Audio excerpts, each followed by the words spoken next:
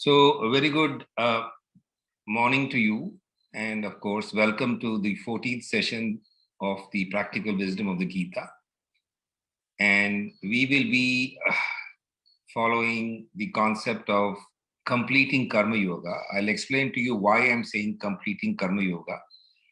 Because when we go back to our plan that we had, our original plan of action was to actually cover these 7 topics over 93 shlokas. Jnana Yoga, Karma Yoga, then Bhakti Yoga, Dhyana Yoga, Sannyasa Yoga, then synthesis of yogas, and the path of surrender, and the cosmic form, which is Vishwarupa Darshan. Of course, when I had completed Jnana Yoga, which is why it is marked out in green, and 5 shlokas of Karma Yoga, there was a need to understand a little more of the practical aspects of the Gita. And therefore, I chose to speak about Samabuddhi and Buddhi Yoga, which we have done in a fair amount of detail over the past 3 sessions that we've had on a number of shlokas, in fact, far more than I had imagined that I would be using. But we did it in a slightly fast-forward mode, but not really difficult mode, because conceptually the shlokas were linked together, and it is not that they were too different from each other, yet each of them represented the same idea from different perspectives. So now what I would like to do in this session is to actually complete Karma Yoga. So we have three shlokas, and there's an additional shloka that I'm adding. So we'll be doing 4 shlokas today. Of course, these 4 shlokas will be in the context and the knowledge of Jnana Yoga, as well as Samabuddhi, as well as Buddhi Yoga that we have done. Now, coming particularly to what we had done in Karma Yoga alone, we had done the path of selfless action. We had done actually 5 shlokas there earlier on, and we're going to do 1 shloka from there to complete that particular subtopic, and then we'll talk about renouncing actions. And of course, we understand renouncing actions from the perspective of Samabuddhi and Buddhi Yoga, which enables us not to misinterpret the renunciation of action as the total giving up of action, but more in terms of karma phala tyaga, which is the giving up of the obsession with the fruits of action. Again, this is all in terms of summary, so that we can accurately mentally place ourselves with the shlokas that are going to be expounded. Now, this is the flow chart of what we did. Of course, Jnana Yoga is the first flow, and we did 30 shlokas there.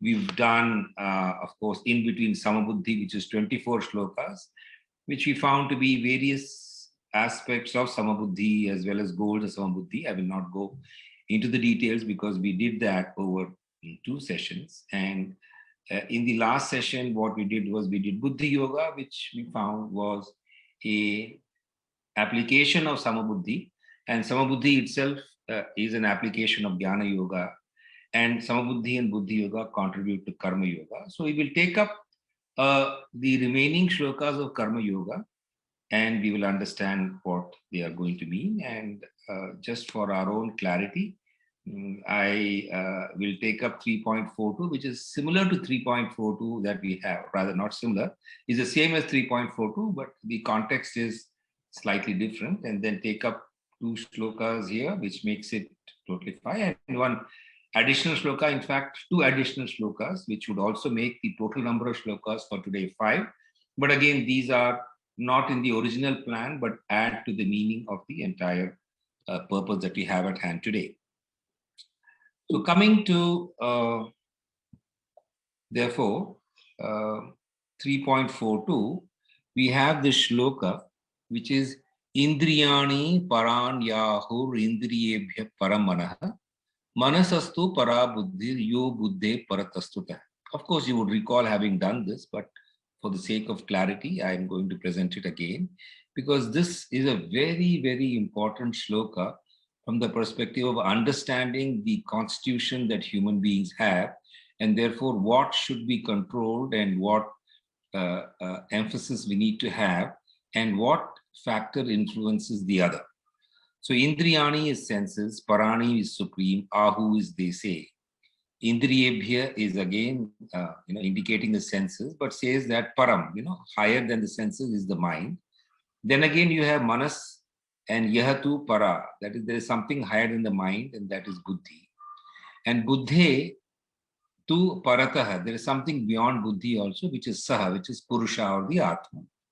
So the word order is fairly clear, but let's look at, we will look at the English meaning, but before that, I would like to present to you a visual diagram of the shloka, which is what we have here.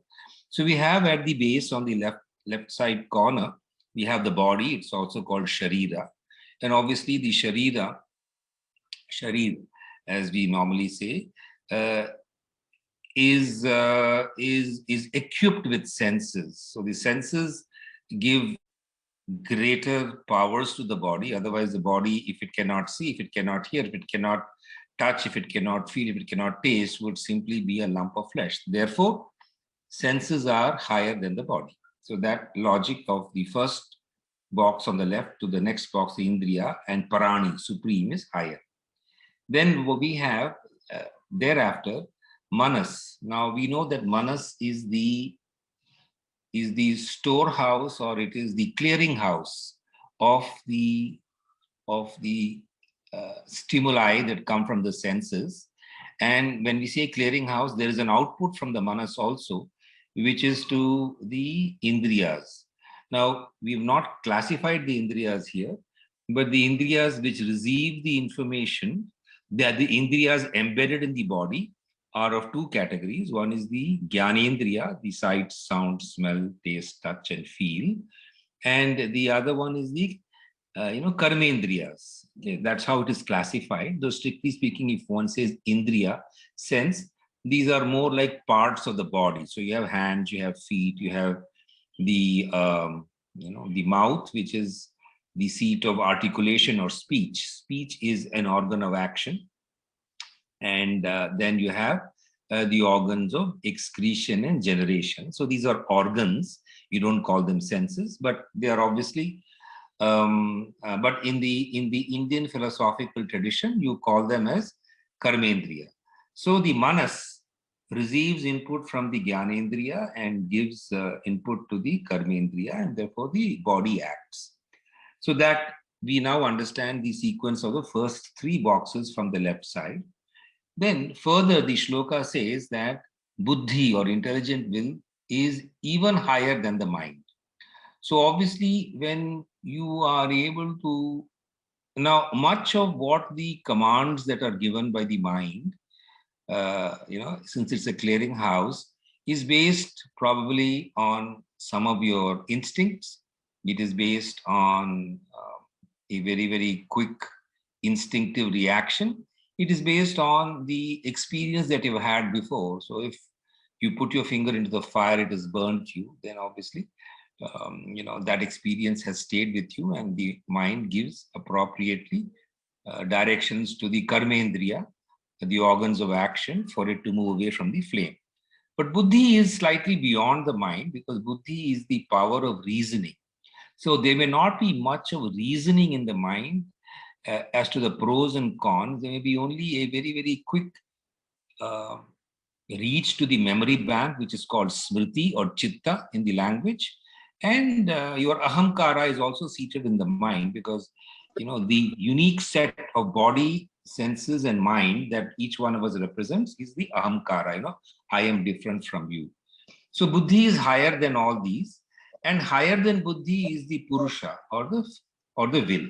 So we understand this, and this is important because we need to appreciate that when we've been talking about Samabuddhi and Buddhi Yoga, we are essentially referring to the box that we find, the fourth box, and how to make that fourth box stronger. Because once you control the upstream, the downstream, we are all engineers, we understand downstream signals or downstream phenomena are controlled by a certain overarching phenomena. So of course, the supreme overarching phenomenon is the Purusha, but we've been looking at shoring up the Buddhi through Buddhi Yoga, through Samabuddhi, and therefore The buddhi, if it controls the mind, and then the mind, influences the indriya, and then the indriya influences the body, we have a more, stable arrangement, because the buddhi obviously is,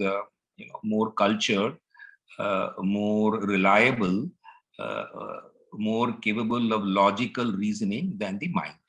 So this is the medium. So therefore, we are looking at, if you look at the meaning, we have the medium. So the medium of karma yoga is through samabuddhi and buddhi yoga. And when we say buddhi yoga, the buddhi is united with the purusha. So buddhi, which is balanced, will affect the mind and the senses and the body. And through buddhi yoga, we are able to get the greater upstream influence of the purusha. So that is the logic of karma yoga being tied to jnana yoga. Obviously, when you talk about purusha, it is all jnana yoga. So we can very clearly see the topmost box is jnana yoga. Then the box immediately below that, which is buddhi, is samabuddhi and buddhi yoga. And thereafter only you have karma yoga, which flows down from the manas and the indriya and the body. So the whole sequence that we had spoken about here, jnana yoga, samabuddhi, buddhi yoga, and karma yoga is being exemplified by the sequence here. Now we come to the next shloka, which is therefore, okay, fine. So we understand all this. Therefore, what kind of work should you do? How should you, to what should you devote the mind and the body and the indriya? So this is yajna dana tapakarma na tyajyam karyameva tat yagyo danam tapascheva pavanani manishina. Again, a very interesting concept. So it says yajna dana tapakarma na tyajyam. That is, your acts of sacrifice, your acts of dana, charity, and your acts of tapa, which is your sadhana, na tyajyam, should not be renounced. Because karyam, when you do this, yajna danam tapa pavanani manishinam, it purifies the mind. So again, you see, we are finding this very interesting. Let me come to this. So what we're saying is that for the manas to be purified, you need to devote your indriya and your body to yajna, dana, and tapa, because then your manas is purified. Then obviously a purified manas is more easily amenable to control by the buddhi. So it's a very, very logical take. So this shloka 18.5 simply tells that if I pursue yajna, dana, and tapa karma, then my mind will get purified. Coming back to, or rather going forward to a diagrammatic representation. So what this says is yajna, dana, tapa karma na tyajyam. You can see the second box. Tat karya. Therefore, it should be performed. And when you do the yajna, dana, tapa, so the first one is a condition, the second one is a result. So yajna, dana, tapa, manishinam pavanani. It kind of purifies your mind, and therefore, whenever and therefore, what it means is, it is also indicating the kind of work that we should do. We should do only that kind of work, which is yajna kind of work, which is dana kind of work, which is tapa kind of work. So when you say work is worship, your work becomes a yajna. So when in our professional lives, we do our work as a yajna, we are obviously benefited a lot because we become purer and happier. Then, we all have means, where we can probably donate to people who are needy. So dana, so charity, helps us. We can also, contribute our time. So in one sense, these are kind of overlapping definitions. And tapa is, of course, referring to more of the, spiritual sadhana that you do. So tapa is the spiritual sadhana, dana is the material contribution, yajna is the way you do work. So all these three things ultimately result in purification of the mind. So I'll go back to the translation here in red. Acts of sacrifice, charity, and penance. Penance is what tapa is called here. Debatable whether you want to use that. I like to use the word spiritual sadhana, are not to be given up. They must be performed. Indeed, sacrifice, charity, and penance purify even the great souls. So that becomes fairly clear. Now let's go to the next shloka, which is the inevitability of work and how to do work. Therefore, fine. So what is our own situation? So न hi deha bhrakam shakyam tyaktum karmanya sheshatah yastu karma phalatyagi sa tyagi tavidhiyate. So he deha bhrata asheshatah karmani tyaktum na shakyam. So deha bhrata means one who has a body. So again we are coming back to the fact that you have a body. So if you have a body, and I'm referring to this particular shloka that we began our medium of Karma Yoga, if you're a Dehabhrita, jumping over to this shloka, then I'll come back to this. So, Nahi Dehabhrita Asheshatah, Bina Shesh. Asheshata is entirely. Karmani Tyaktum. Na Shakyam. Na Shakyam is not possible. Therefore, what this says is there is an inevitability that you, the body, will have to do work. Therefore, what kind of work should you do? Yah karma phala tyagi satyagi iti abhidiyate. So the only possible way in which you can do a karma, because you cannot give up work, so the best possible way to do karma is karma phala tyagi. That is, you do in the karma yoga style. Then you have truly become a renowned making use of your body. So this, in fact, establishes, again, I'll go back to the diagram here. This says that when you do yajna, dana, tapa, karma, then you are purified. So coming back to this, it says that, I mean, trying to correlate the two shlokas that we have done to this diagram. So what we are saying is that since there is an inevitability that the body has to be kept operative, do work, better to do yajna dana tapak karma and also do the yajna dana tapak karma with a karma phala tyaga. So these two, so one is the type of work you do, other is of course the attitude with which you do the work, which is again obviously a matter of very, very clear karma yoga in action. So what does this say? Once again, I'll come back. He deha bhrakam asheshatah karmani tyaktum na shakyam. So therefore, the point that we should do sannyasa or the Bhagavad Gita very clearly indicates that we must do work which is supportive of the world. We must do work which is supportive of charity. We must do work which is supportive of our own spiritual evolution, because we are born with a body, and no matter how wise we are, we still have a body to live in for about 70, 80 years, depending upon the span of life given to us. And therefore, given the fact that there is inevitability of work, it is better to do work which is yajna dana tapak karma, which is based on buddhi, which is based on buddhi yoga, because then you are not likely to miss out on any kind of opportunity to do tapa. So your very work becomes tapa, you spiritually elevate yourself. Okay, so now we'll come to the last shloka. So actually it may not be too long. We'll have quite a bit of time for discussion today because we've been through these ideas. So there is a shloka 18.14, which is in fact given in line 2. I didn't actually put it in that format. So it says, Adhishthanam tata karta karanam cha prithak vidam vividhascha prithak cheshta devam chaivatra panchamam. Now line 1, so Adhishtanam actually means body. Okay. Then Karta is the doer. Then Karanam actually means the various senses. And Prithak Vidam is the various use you can put your senses. You can use your fingers for so many things. We have such versatile applications of our, Karmendriya. Okay. Then the fifth one is deemed to be the Deva, which is the presiding deity of the senses. For example, the eye, the deity is supposed to be the sun god, and then for the ear it is supposed to be Vayu, and so on and so forth. Now that is the traditional interpretation, but there is a new interpretation which says that if we understand this, it becomes of great importance to us as planners, organizers, business managers, and project leaders. So it tells us that the cause is a dynamic. That is, whenever we do any work, and of course it's all about doing work, it is 5 factors which come together, and therefore this whole set of words, Adhishtanam, Karta, are all interpreted differently, which I'm going to share with you in a diagram here. So we have work, which is at the bottom. So what was called Adhishtanam, is body or clarity about the work or the context of the work.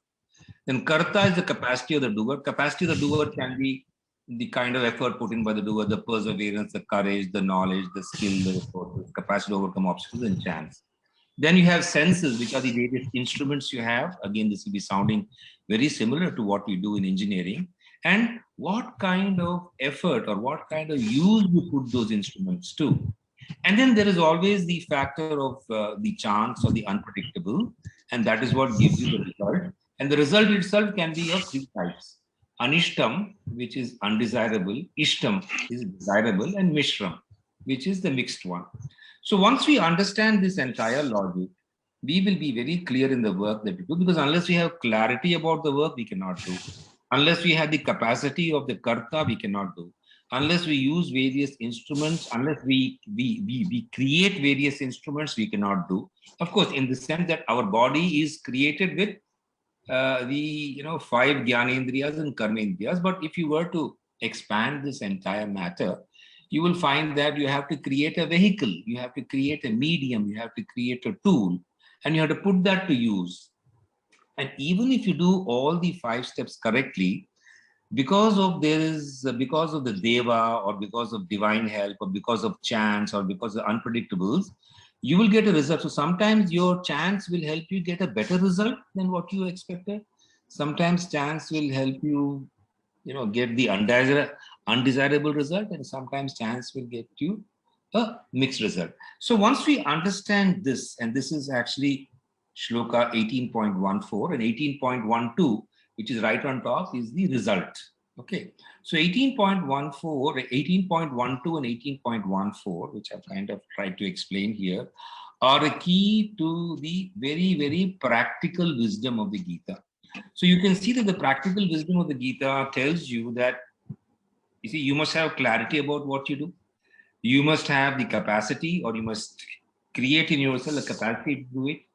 You must have various instruments to do it, various tools to do it, and you must put them to proper use to expand the utilization, be creative, be innovative, which is where all the innovation comes in here, because we are looking at solving problems as entrepreneurs.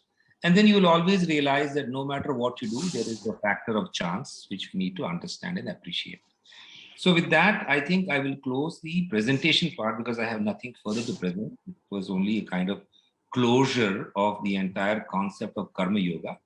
I'm going to stop the share now, and we can open up for questions.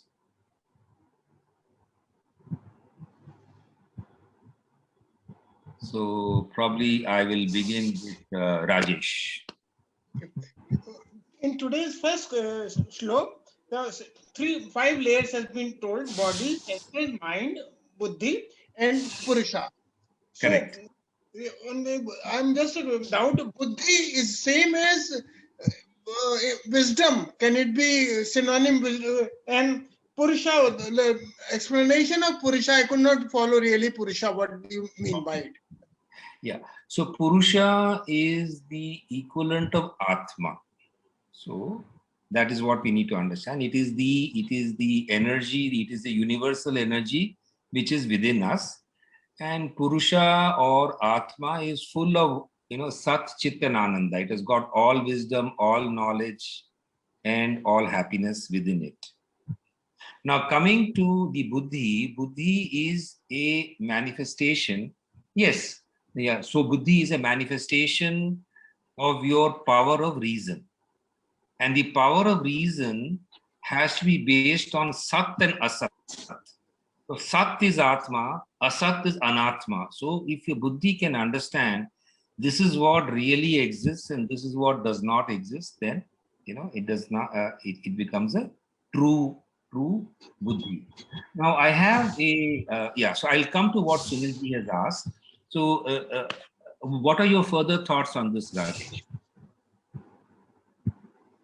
Are you okay with this understanding? It is okay. One thing is कि बुद्धि is the understanding of the real और कौन सा कि सच क्या है बुरा क्या है कि उसमें demarcation कर लें कि किस मार्ग में जाना है किस में नहीं जाना, what to renounce, what to adopt, वो छांट सके मीन्स तो अच्छा क्या है, ये सेंसेस हमको अप्लाई करना पड़ेगा. That is all. because the manas cannot decide. manas में right wrong का concept नहीं है. मानस को आप कुछ भी दिखा दो, वो कुत्ते की तरह उसके पीछे भागेगा. It's 12 o'clock. Correct. Whereas the Violation of knowledge only. Yeah, so it is okay. Now coming to what Sunilji has asked in the chat. Yeah, thank you so much. Coming to what Sunilji has asked in the chat, ahamkar, man, buddhi, and chitta are called the antahkaran. So in the Gita, they have not particularly grouped this together, but this is a standard grouping that you have in Patanjali Yoga Sutra. In fact, I want to show you a diagram. 1 minute.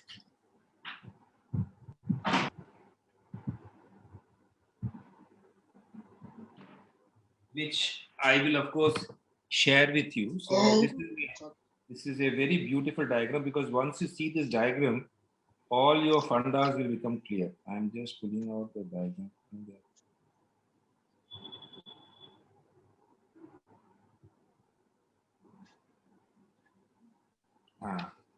I hope you can see it.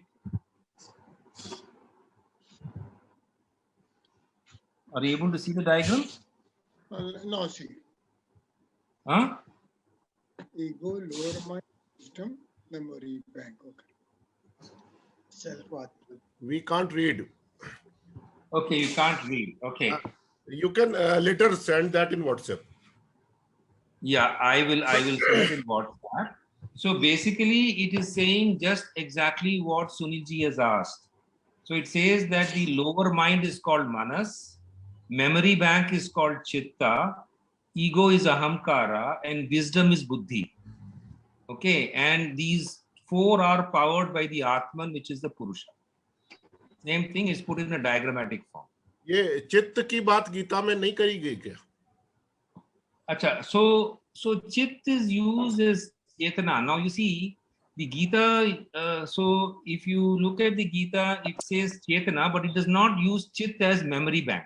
In that sense, it does not use.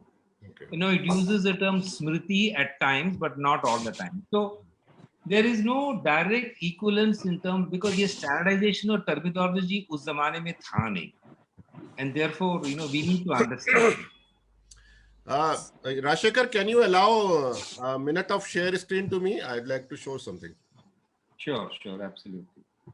So how would I do that? I will go to Sunilji and allow share. Allow share.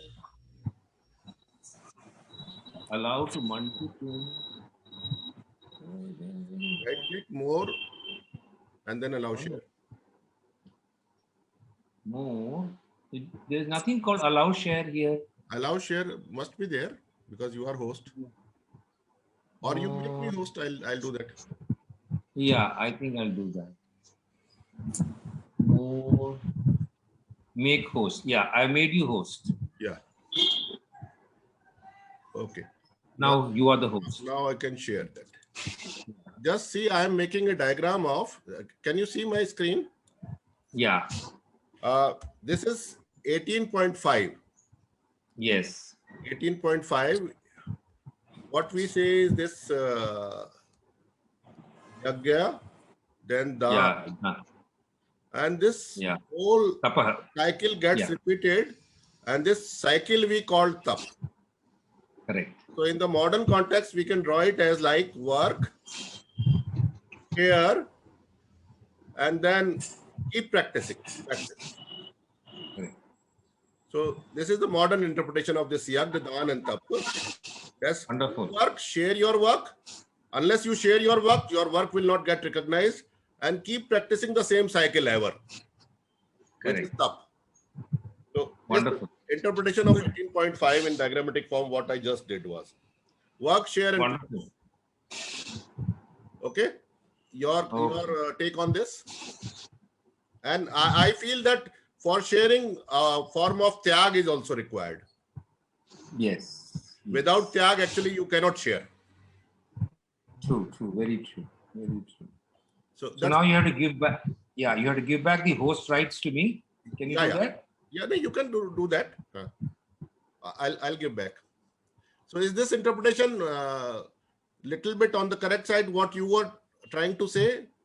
Because yes, Yag you correlated with modern form of work only.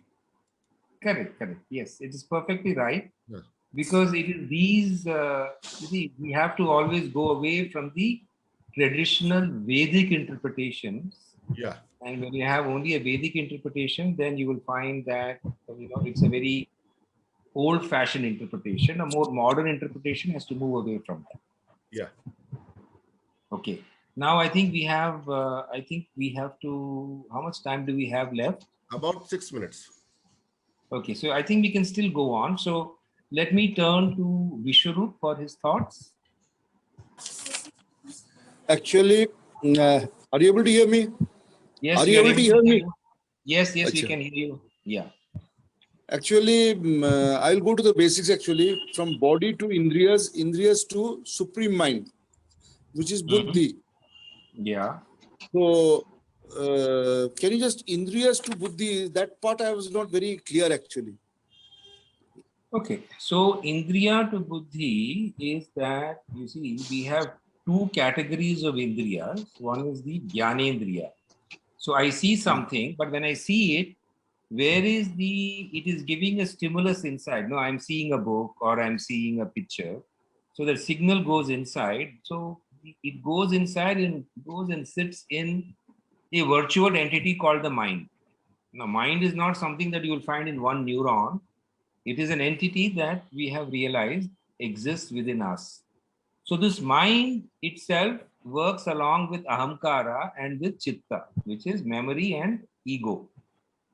Okay. So this, once it sees, it says, oh, okay, last time, okay, I'm seeing a sweet now. Last time also, Rajshekhar, saw a sweet and I liked that sweet very much. So what will the mind tell me? Take the sweet. Now, the mind will not tell me whether it is right or wrong. So if I see a very favorite sweet of mine kept in a sweet shop, because of my memory of the sweet and the fact that I like it, I could even steal a sweet, which is what we do when we are young, right? I may steal a sweet. So it is the buddhi which tells what is right and wrong. The manas will only react. So if the buddhi is not there, the manas will say, aha, my memory bank indicates the sweet is very sweet. And therefore, you, Rajshekhar, must pick up the sweet and run away. So it will tell my hand to go pick up the sweet. It will tell my legs to run away with the sweet. So that is what the mind does. Mind is a clearinghouse of all your typical habits. So it is a habituated thinking. It is instinctual thinking. It is habit-based thinking. It is not intelligent thinking. Intelligent thinking comes from the buddhi. Are you with me, Vishwarup? Yeah. So it is not screening. It is just passing on the information, memories which I already have on the object which I am seeing, isn't it? That's what you want to say, isn't it? Sir, it's a router. It's a router. Okay. Simple. Oh. And Manas will actually decide whether it's right or wrong or what. No, Manas will not decide. Buddhi will decide. Buddhi. Buddhi is also after Indriyas, you have mind and buddhi in the same. No. So you go by the Sanskrit term, not by the English translation. Manas is the router. Buddhi is the decider. Buddhi is like the CPU. Okay. Manas is a peripheral. I think, Sunil ji will give a better example because he is very well versed in computers. It's a peripheral, boss. All your body, all your indriyas are all peripherals. The CPU is your buddhi. And the electricity which runs in the CPU is your purusha. Electricity which runs in CPU, otherwise without electricity, CPU will not function, right? So that's the way I've understood it. Maybe the analogy is at a higher level, that means. Buddhi is at a higher level. Yes, definitely Buddhi is at a higher level. Actually, I have marked it wrongly. Router example is perfect for this. After the router, when it comes to my system, then I have to take action. Whether I have to continue watching something or stop watching, router only sends data to me. Data to the right person. That's all. Yeah. So router, I think That's fine.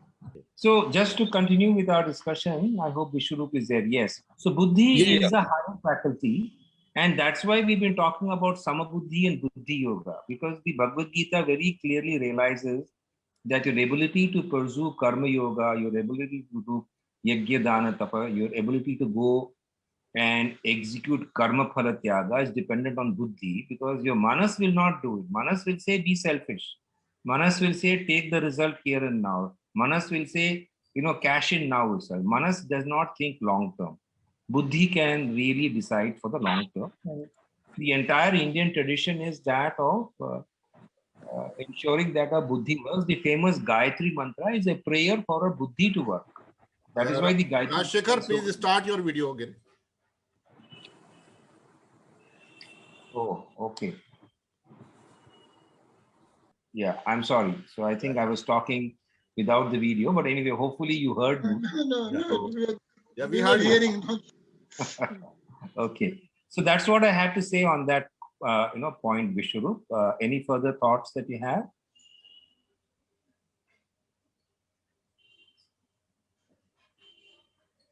Vishwarup? Okay, I think he's got stuck there. So let me His turn audio to is off. Deepak. His Yeah. audio is- Yeah. So let me turn to Deepak Yadav. Deepak, your thoughts? ऐसा कोई thoughts नहीं है, but if you have time तो मैं 18.14 श्लोक थोड़ा सा दोबारा से एक्सप्लेन करने को चाहूंगा. Okay, I will do that. I have all the time. So let me go back to the presentation. I'll say share screen. Okay. Okay. Good. So the shloka itself says adhishthanam. That is, काम करने के 5 medium हैं और 5 category और 5 adhishthan. Okay. So the right word for that is there are 5 steps or 5 sequences, 5 elements in the sequence of doing work. I think sequence is the best thing. So the first thing is called adhishthan. Adhishthan ka traditional interpretation hai body. Adhishthan can also mean clarity about work. I'm now, so if you look at the way I have put the slash there, the first word, that is body, karta, senses, types of effort, and deva, these are all flowing in the traditional meaning. So there is a body, there's a karta, there are the senses. So this correlates. So body, karta, and senses correlates to, 1 minute, what we said here. So body, karta, so body and the karta, so your individual body is the, karta and the senses, and the mind puts the senses to a certain amount of use. Okay. So that is what is being indicated here. Adhishtanam tatha karta. So the first 2 boxes of that diagram are correlated to the first 3 steps. Then the types of effort. So types of effort, if it is instinctive effort, then it is simply what the manas is telling you. But then if it is effort that you put in with your buddhi, then you have progressed further in the sequence of doing work. But in any work that you do, there is always the element of deva or divine help or chance or unpredictable. So in other words, you cannot do any work unless you actually rise up this pyramid, if I can call it a pyramid. You must know what you want to do. You must personally develop the capacity to do it. You must have various senses or various instruments, because let us say that I am, I do not have the use of one of my senses, or my leg is strained. Then I cannot do certain things. That becomes very clear from the example of our own body. In the same way, when you want to achieve a few things, then you need to have instruments to do that. And you need to, now having the instrument alone is not enough, because you may have 2 racing cars, just to take a common example, which have similar capacity, but then the driver is different, and therefore the driver can put in the different kind of effort. And therefore two situations where clarity of work is the same, capacity of the doer would obviously make a difference in the instruments created and the type of effort put in. And the final result you get, ultimately, any result you get from any effort, project management effort or any effort, is likely to be of three types. Either full success, which is desirable, ishtam, or failure, 100% failure is anishtam, that is put there first, or mishram, mishram you find there right in the, it's the second word there. So you get a mixed result. A few things you got, a few things you did not get.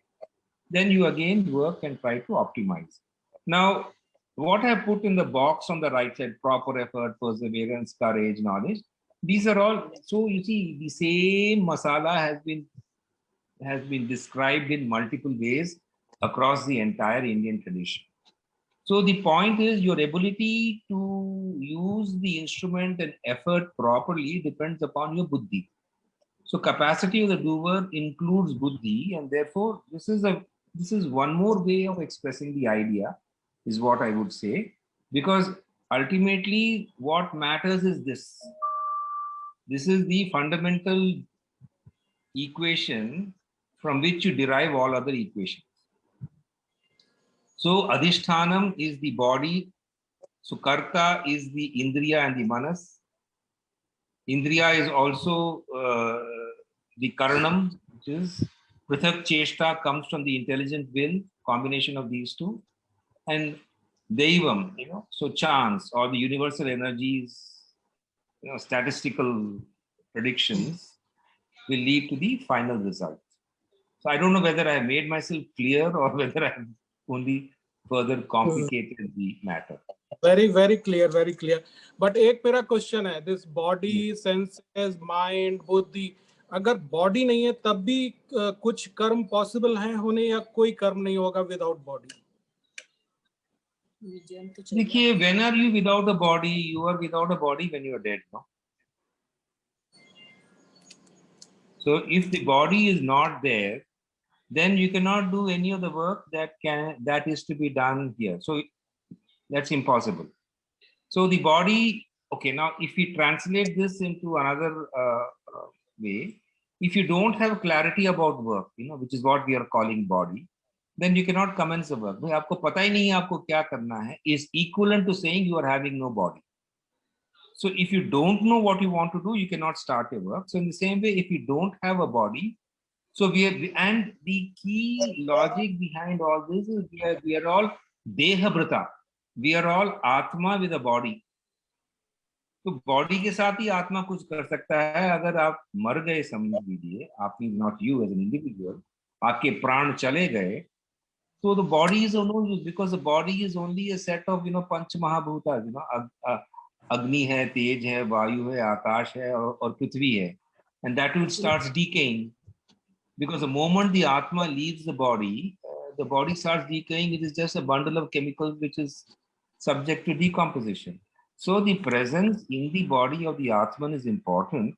Otherwise, there is no work that is possible. So that is the interpretation. Without body, you cannot do anything. Therefore, we say this body is given to you for 70, 80 years. Use it to the best possible effort to do yajna, dana, tapak, karma, as was explained very clearly by Sunilji. Because you will not get this opportunity in the next lifetime. So this set of circumstances in this lifetime is unique to you, for you to learn something which is relevant to you for this lifetime. Okay, thank you. Okay, so let me turn to anyone else who has thoughts. Sunilji? Yeah, one doubt actually I always keep, that is, whenever you are numbering these shlokas, sometimes there is a offset of 1. Can you explain that? How come that? Offset of 1 can be only in the 13th chapter, cannot be in any other chapter. Okay. Only. Why? But why so? Okay. Why so? Because in the 13th chapter, there is a question which is asked by Arjuna, which is the first shloka technically. But since that shloka was not commented by Shankaracharya, therefore it is not numbered. But some people choose to number it. So if they number that first shloka, then the number will be, the total number of shlokas will be 35. If they don't number that first shloka, it will be 34. So if you look at the two sets, shloka number 1 will actually, shloka number 2 will become shloka number 1. So it will offset by 1. एक ऊपर चढ़ जाता है. That means the total Gita, we say there are 700 shlokas, that will become 701. Correct. 701. But traditionally, we don't take it as 701, we take it as 700. And in some commentaries, they may even refer to the shloka, but they call it 13.0. They call it 13.0. So if they call it 13, if they call it 13.1, then we have all the numbering troubles. But this is, I am seeing this is Idam Shariram Kaunteya. This is only by Krishna only. Correct. But then I will tell you what the original this thing is. Idam Shariram Kaunteya Kshetra Nitya Vidiyate Etatyo. 1 minute. I'll tell you what the question. So it's actually a question by Arjuna, which is there in the beginning. So let me see. I'll just pull out a book which has that. 1 minute.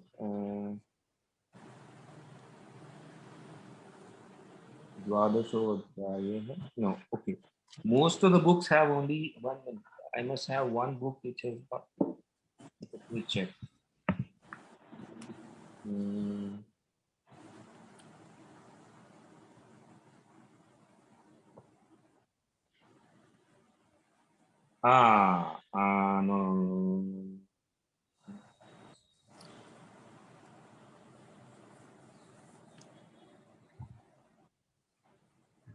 Okay, so if you look at the translation of Radhakrishnan, the 13th chapter begins with Arjuna's question. Arjuna uvacha, prakritim purusham chaiva kshetram kshetragya evacha, etat veditum ichchami jnanam gyeyam cha Keshava. And then comes Sri Bhagavan uvacha, idam shariram kaunteya. But that one, what you just narrated, is not at all given in the two Gitas I have. Correct. So it is not given in all Gitas, but it's given in some Gitas.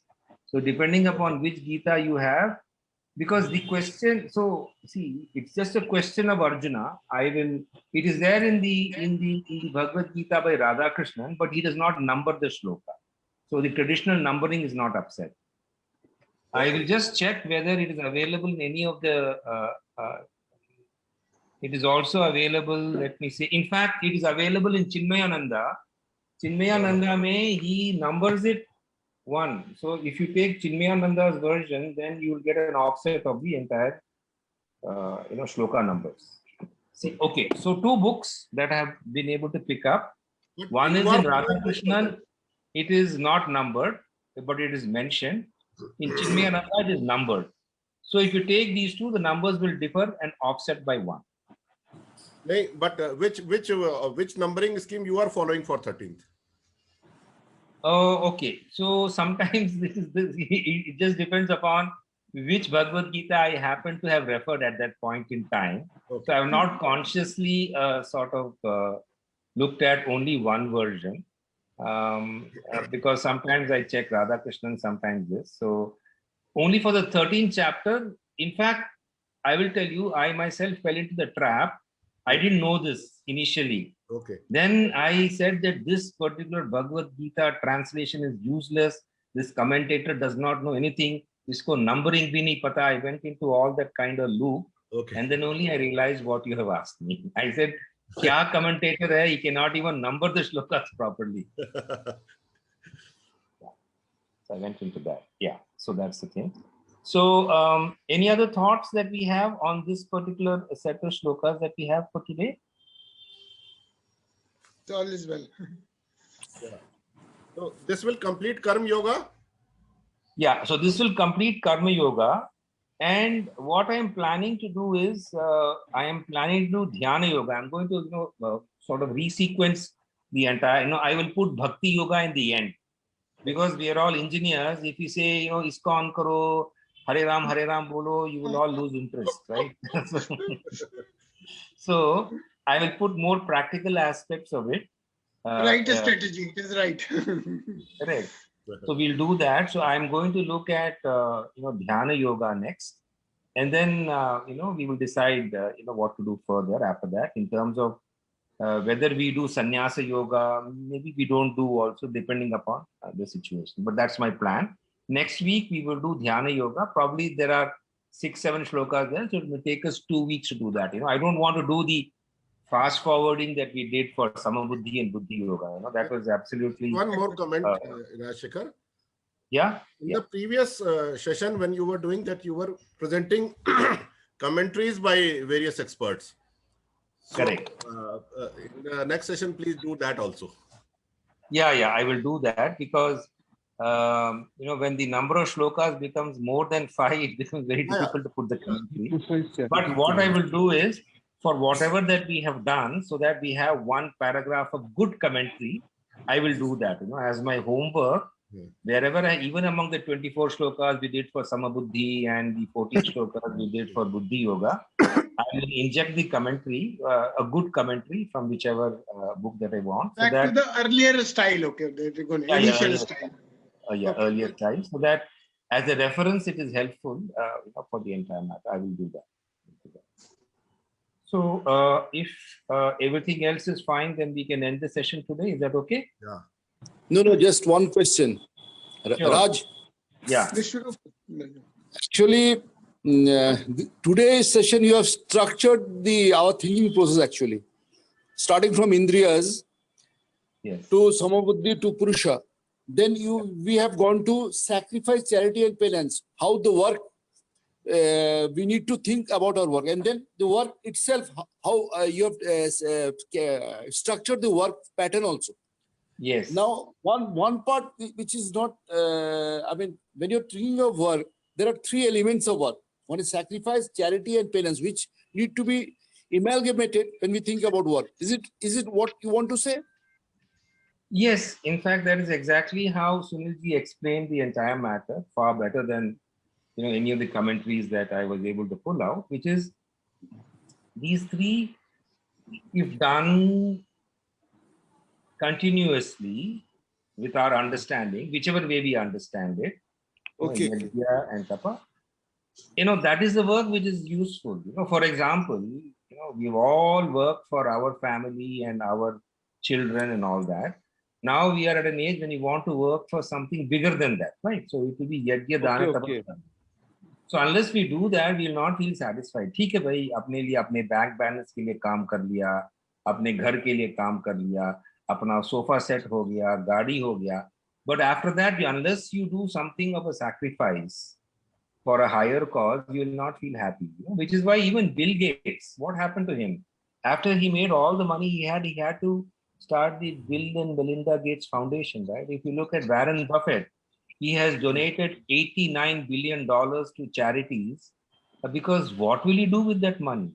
So each one of us, I'm not saying that we have made $1 billion, but each one of us will reach a level in life when our selfish activity has to come down and our contributory activity has to go up.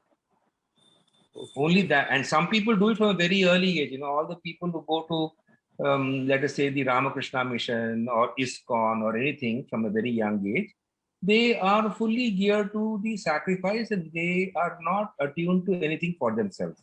That's why they are into sannyasa. But we are not like that. We have gone into full work. We have, our families and, we have made our whatever, dana pani, we can survive. All of us, fortunately, because of our engineering education, have found ourselves to be in a position where we don't have to struggle for our daily food. So now what do? How long, and now that we have all retired, kya karenge? You have to do, so which is why Vishwarup is into spiritual activities and we are into all this, because without that, you will not feel happy. Yeah, true. नहीं, मेरा इसमें राजशेखर आपके version से एक point different है. वो Sure. ये कि आप जैसे अभी एग्जांपल दे रहे हो कि रिटायर हो रहे हैं इसलिए हम शेयर कर रहे हैं या हम अपनी इंफॉर्मेशन को दूसरों से बता दे रहे हैं, whatever we can do as a spiritual form. I am saying this is the way of life, not only spiritual form but a regular form also. Keep working, keep sharing, and keep doing this, even at your youth also. So No, absolutely. So the only thing is, learn to share, and keep doing the same thing. Working and sharing is the principle of life, actually. Absolutely. Correct. So the only thing is that we don't know this when we are young. That is what I was trying to say. That's We why get to know this what now. actually Gita explains us. So it is essential that Gita must be told at an early age. Correct, sir. वही तो बात है ना, वही तो चक्कर है. वही तो चक्कर That we है. don't Actually, learn the we don't learn the Gita. Sunilji, if I interrupt, Yeah, yeah. if I may add, I would say our British education system actually educated us. It gave us that positivity, but it did educate us in the way we should be educated. Yeah, yeah. That's how we get deviated from our religious activities. Yeah, Now that's you can see there are WhatsApp, lot of informations where Western countries are trying to imitate our way of life. They are trying to learn because our religion has taught the world lot of things which was unknown till till recent past. Now they are slowly getting in terms knowing our religion better, and they are able to understand the practical aspect and the reality, the need of our religion also. That's correct. Absolutely, absolutely. So therefore, I think we've all come to the conclusion that better late than never. Better learn Yes. the Gita now than never. So on that count, let me end the session today. Thank you once again, everybody, for joining in and for participating in the discussion. We will again meet next week at 11:30. I guess the time is fine with all of you. So on that count, thank you so much. And I will post the raw, so Sunilji, you'll have to tell me what to do further now. Okay. Yeah, see, since you did not recorded the second part, so I will put the raw versions today itself online. Okay. And then we'll edit, and let me inform everybody that YouTube channel is updated as on date. So you can refer all the sessions. So Okay. today's Thank session I you. will put in this. Thank you so much. Thank you. Thank you. Take Thank you care. so Take much. care. Bye. Okay, thank you.